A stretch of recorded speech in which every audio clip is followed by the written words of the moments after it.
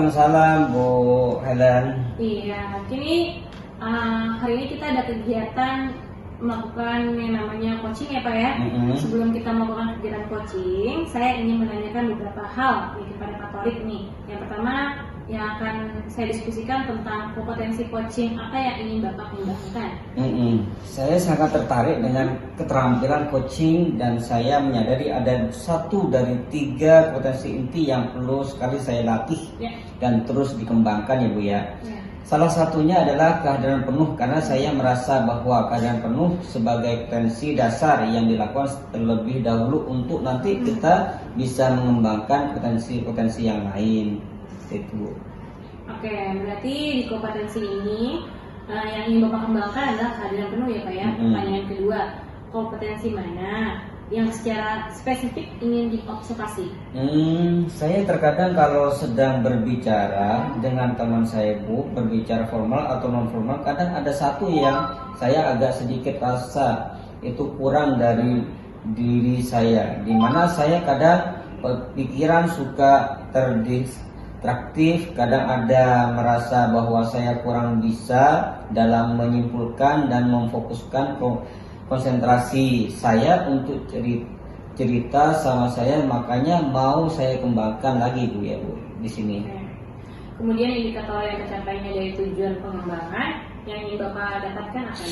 Jadi salah satu capaian yang ingin saya lihat dari kegiatan ini dan bagaimana cara saya bisa mencapai itu sudah berkembang adalah saya bisa menyimpulkan informasi dari rekan sejawat saya ketika bercerita dan saya dapat memberikan umpan balik yang memang sesuai dengan bermanfaat bagi diri saya. Oke, baik Pak Thorik. Baik Pak, saya izin merekam percakapan Pak Thorik ya. Silakan Bu, silakan Pak Thorik menunggu coaching ya Pak. Silakan. Terima kasih banyak ya Bu ya. Sama-sama Pak. Assalamualaikum. Waalaikumsalam. Assalamualaikum Bu Hai. Waalaikumsalam Pak Thorik. Gimana kabarnya? Alhamdulillah baik. Sepertinya saya lihat Ibu punya masalah ya? Iya Pak Thorik, ada sedikit masalah pada saya. Nah di sini permasalahannya sekarang kita kan di era atau kurikulum merdeka yang baru ini kan ya Pak Thorik ya, yang dituntut menurut saya ini segera harus berubah dari kurikulum sebelumnya menjadi kurikulum yang memang ternyata perubahannya banyak banget, sehingga pelatihan dan pembelajaran juga dilalui oleh berbagai macam platform, sehingga guru saat ini harus mengikuti perkembangan daripada kurikulum yang menjadi keresahan saya selama ini. Terkait dengan proyek P5 muatan profil pelajar Pancasila, P5 ini juga menjadi persoalan buat saya. Oh gitu. Kalau bicara P5 kan sebenarnya luas sekali ya Bu ya. Dan saya menyadari sekarang sudah semakin banyak sekolah dan sudah menyiapkan guru-gurunya. Kira-kira apa sih yang paling meresahkan dari P5 ini Bu ya? Gini Pak Thorik, sebenarnya P5 ini kan sudah berlangsung selama 1 tahun dan ini sedang berlangsung lagi dan menjadi beban pikiran untuk saya. Tentu karena saya mengajar kelas 5 juga tahun lalu, mengajar di kelas 5 dan P5 berlangsungnya mulai dari kelas 1, kelas 1-4 dan sekarang kelas 2 dan 5 ya Pak ya. Yang menjadi keresahan yang terkait dengan satu pelatihan kurang diberikan kepada kami selaku guru-guru yang terkait dengan proyek P5. Seperti apa sih kemasannya? Kemudian yang kedua adalah sosialisasi antara kepala sekolah sebagai pimpinan atau kurikulumnya kepada guru dan kepada siswa dan kepada orang tua siswa, karena orang tua siswa jujur Pak Thorik masih banyak sekali yang menyatakan bahwa kurikulum itu yang sangat memberatkan. Keresahan terakhir adalah produk atau jelas jenisnya adalah seperti apa sih sebenarnya? Apakah ada pakem dari pemerintah yang membuat kebijakan ini? Tapi yang saya lihat adalah diserahkan semuanya mungkin karena dengan kata merdeka ini Pak. Iya. Review dari apa yang Ibu sampaikan, sedikit khawatir tentang teknis akhir, kira-kira produk apa nih yang bakal dihasilkan. Sementara dalam membuat produk pasti ada proses dong ya Bu ya. Dan proses itu mungkin agak sedikit bingung nih, bagaimana cara mengembangkan P5 di sekolah gitu ya Bu ya. Sebelum nanti kita lebih lanjut nih, kira-kira ada nggak sih pelatihan tuh dari kementerian, dari luar terkait dengan pelaksanaan P5 di sekolah ini. Kira-kira kalau boleh tahu, Ibu, pelatihan yang diberikan di sekolah ini termasuk jarang atau sering, Bu ya? Gini Pak Torik, terkait dengan pelatihannya itu sendiri, sebenarnya ini yang menjadi keresahan saya. Karena ternyata dianggapnya oleh sekolah bahwa kami, khususnya guru ini, sudah menguasai, mumpuni karena mengikuti pelatihan secara mandiri melalui PMM, platform Merdeka Mengajar, atau melalui workshop seminar yang dilakukan secara daring, terlebih pada saat pandemi. Guru-guru muda menguasai secara cepat apa itu P5, sehingga sebenarnya pada saat pelaksanaannya kami masih menemukan kesulitan dalam mengimplementasikan atau mengaplikasikan seperti apa nih arah tujuan dari P5 ini. Dan saya melihat kecenderungan Pak adanya kepada kepala sekolah untuk langsung percaya kepada kami sebagai guru-guru muda untuk melaksanakan P5. Walaupun saya melihat animo daripada siswanya sendiri, ketika dilakukan kurikulum Merdeka ini mereka sangat antusias karena dilihatnya ada banyak permainan-permainan, sementara di situ kan ada profil pelajar Pancasila yang mana menguatnya adalah ada banyak ya logika berpikir kritis gitu contohnya ya Pak ya. Daya meyakini bahwa sepertinya belum sampai ke situ, hanya sampai di animo khususnya pada tema kearifan lokal, adanya pegelaran saja mereka menari, kemudian sewa baju, alat musik dan sebagainya. Sepertinya kalau misalkan tidak dengan P5 pun bisa ya Pak ya melakukan seperti itu, karena yang concernnya ini sebenarnya profil pelajar Pancasila atau pelaksanaan pegelarannya Pak. Iya. Jadi pelatihan dilakukan secara mandiri ya Bu ya, melewati platform Merdeka Belajar, dan dirasa bahwa itu masih kurang. Jadi ketika kita bicara kurikulum Merdeka, maka kita juga bicara bagaimana cara kita bisa mengadakan proses untuk mencapai kepada dimensi dan elemen sampai nanti bisa berujung kepada bagaimana bisa menampilkan profil pelajar Pancasila. Kira-kira kalau boleh tahu, tadi yang Ibu sampaikan itu ada mengandung tema kearifan lokal. Kira-kira kalau saya boleh tahu profil pelajar Pancasila apa sih yang mau dicapai waktu pelaksanaan P5 tersebut Ibu ya? Profil pelajar Pancasila yang saya ingin capai tentunya terkait dengan kreativitas, kemandirian, dan juga bernalar kritis. Kemudian yang beriman dan takwa itu sebagai bagian dari tambahannya ya Pak ya. Walaupun yang memang setiap tema tujuan utamanya adalah beriman. Jadi mengantarkan anak untuk merasakan dan menyadari bahwa mereka harus beriman dan bertakwa kepada Tuhan yang mereka yakini. Sepertinya memang sudah dilakukan, tapi hanya beberapa anak atau karena di sini ya seperti tadi ya Pak ya yang saya sampaikan, animo anak-anak itu sebenarnya sudah punya bekal wadah bagaimana mereka mengekspresikan diri, sehingga lain masih kebingungan sebenarnya ini P5 apa sih P5 itu, sehingga saya tuh sebenarnya meyakini bahwa pelatihan ini tidak dilakukan hanya melalui PMM atau melalui workshop yang dilakukan secara tetap, tapi mengundang langsung narasumber ya Pak sebenarnya. Selain menyampaikan informasi P5 narasumber dapat memantau pelaksanaan P5 itu sendiri, dan kemudian di akhir nanti merefleksikan atau mengevaluasi apa hal yang perlu ditambahkan ke depannya. Dan ini belum berjalan atau berlangsung sementara sekarang sudah tahun ajaran baru, dan ini P5 yang kedua. Saya belum yakin anak-anak karena sudah berjalan selama 2 tahun latihan P5 ini kearifan lokal lagi.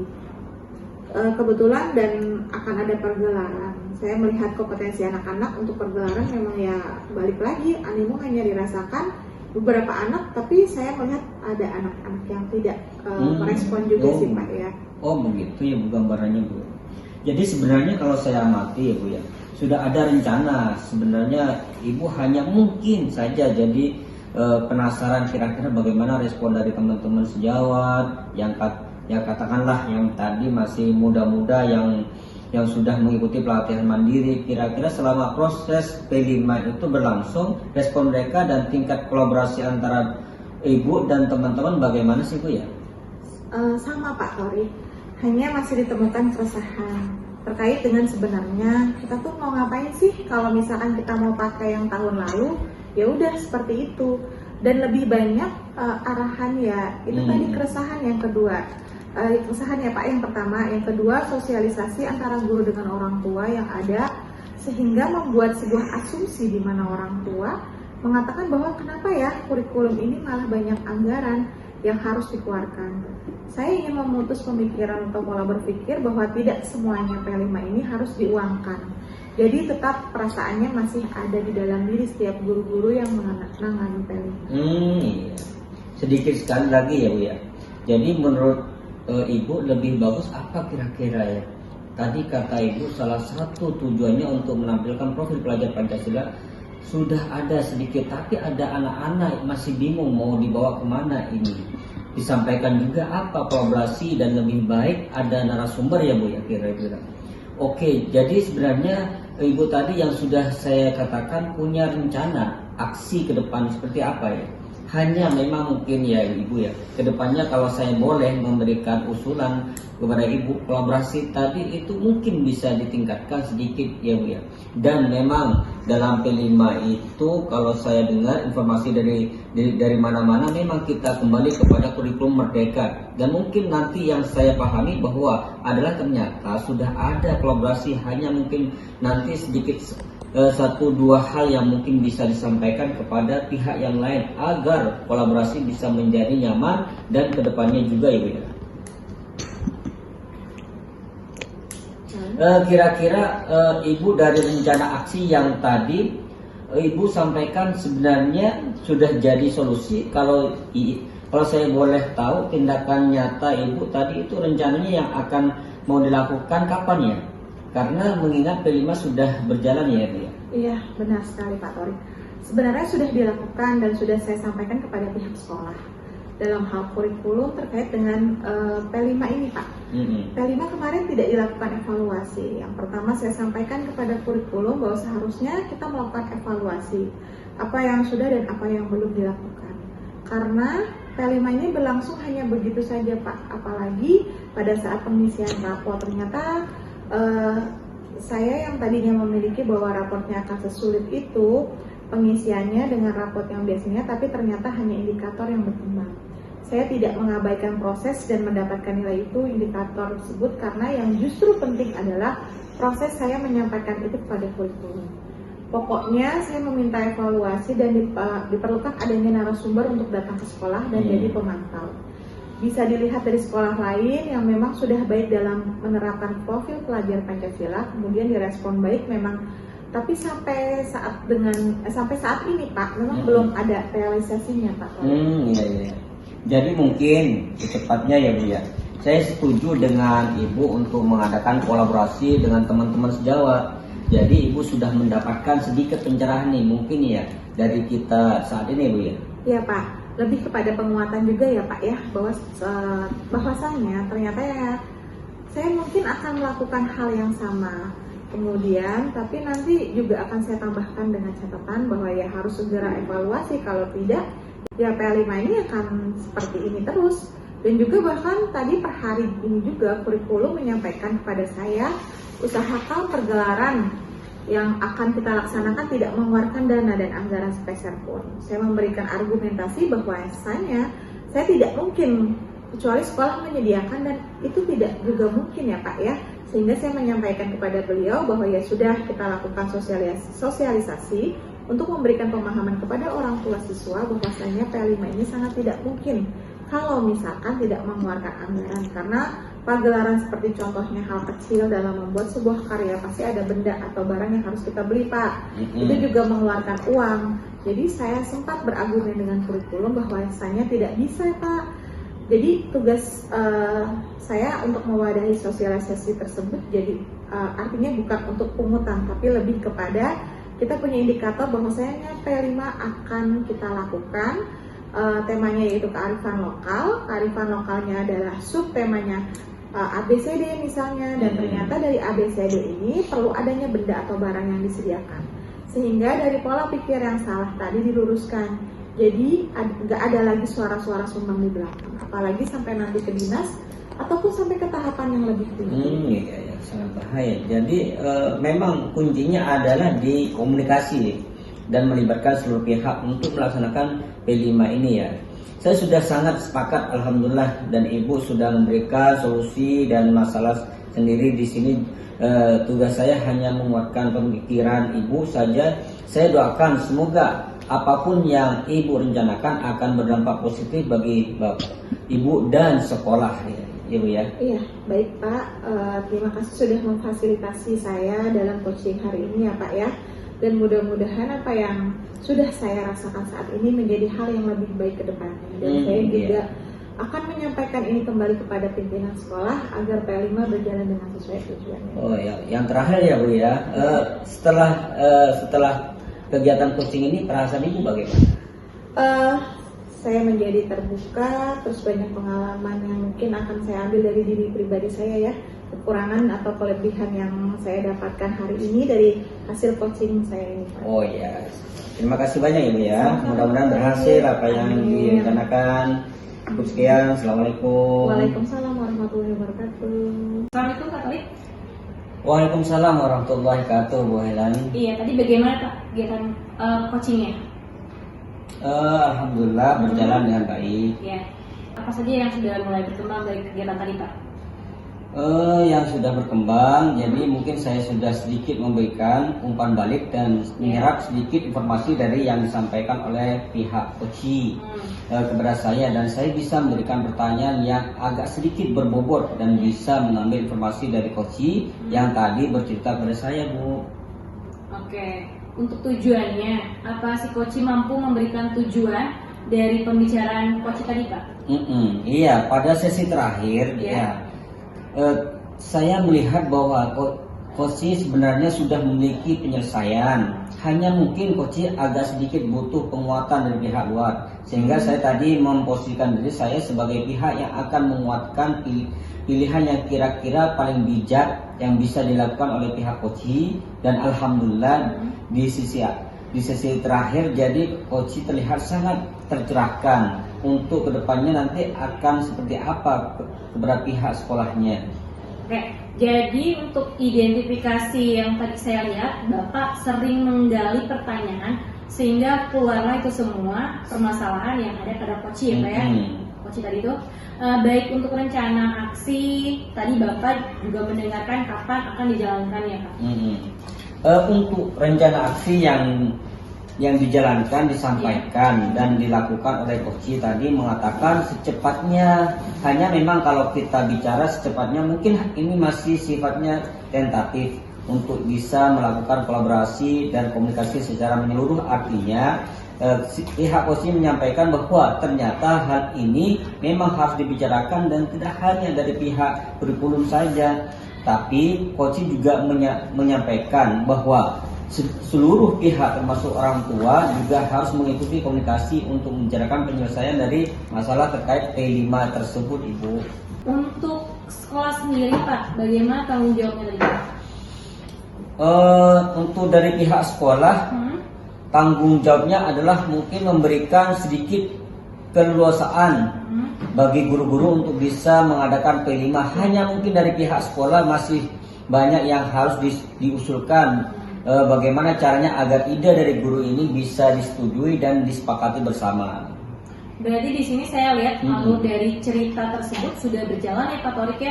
Kemudian tadi saya lihat juga nyaman sekali nih si coach ini untuk menyelesaikan masalahnya sendiri ya Pak ya. Memang mempertanyakan nih Pak ya, kompetensi apa yang ingin Bapak kembangkan? Terus terang saja, tadi saya masih merasakan, saya memberikan sedikit usulan ya. Sebenarnya itu tidak dilakukan sebenarnya, tapi itulah yang harus saya kembangkan dari kegiatan kita saat ini. Di mana saya ingin kehadirannya saya di sini adalah untuk mengantarkan coaching untuk bisa mencapai sebuah solusi, bukan memberikan ya tentunya, tapi mengantarkan dia. Oke. Untuk kehadiran penuh sudah Bapak rasakan, itu sudah mulai berkembang belum Pak? Oh sudah Bu, sudah berkembang. Bagus. Oke, untuk pertanyaan pembuka sudah mulai berkembang Pak? Untuk pertanyaan pembuka, bukti tadi ketika saya berbicara kepada beliau dan beliau menyampaikan bahwa kerjasama seperti apa yang sudah disampaikan dan dilakukan pihak sekolah dan rekan-rekan sejawat, ternyata ketika saya bertanya mereka itu muncul masalah baru lagi, jadi menggali masalah Ibu ya. Oke, artinya pembelajaran coaching kita perlu terus berarti ya Pak? Iya, perlu diasah Bu ya. Betul.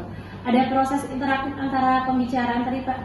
Oh, alhamdulillah saya perhatikan sangat interaktif Bu, bahwa antara saya dan coaching itu kita sebenarnya memiliki keterikatan yang sama, ya, ketertarikan yang sama, di mana sekolah saya pun juga sedang melaksanakan P5 dan di sekolah beliau pun juga sedang melaksanakan, dan ternyata hal serupa pun masalahnya juga ternyata mirip-mirip Bu, ya, hampir sama. Ya, jadi sudah 2 arah ya Pak ya? Iya Bu, ya. Oke, baik Pak. Tadi juga saya lihat Bapak sudah menggali potensi dari coachingnya nih, coachingnya tersebut sehingga untuk menyelesaikan masalahnya baik Pak Torik ya Pak ya, sangat menyelesaikan sangat baik masalahnya. Iya Bu. Oke, kita sudah melakukan kegiatan coaching tadi Pak ya, mudah-mudahan kita pun bisa memperbaiki kegiatan coaching hari ini ya Pak ya. Iya, mudah-mudahan ya. Saya juga terima kasih kepada Ibu Helen membantu saya untuk mengembangkan kompetensi ini dari coaching ini Bu ya. Ya, semoga kita bisa kedepannya memperbaiki dan belajar coaching lebih baik lagi Pak ya. Iya, Terima kasih, Pak. sama-sama.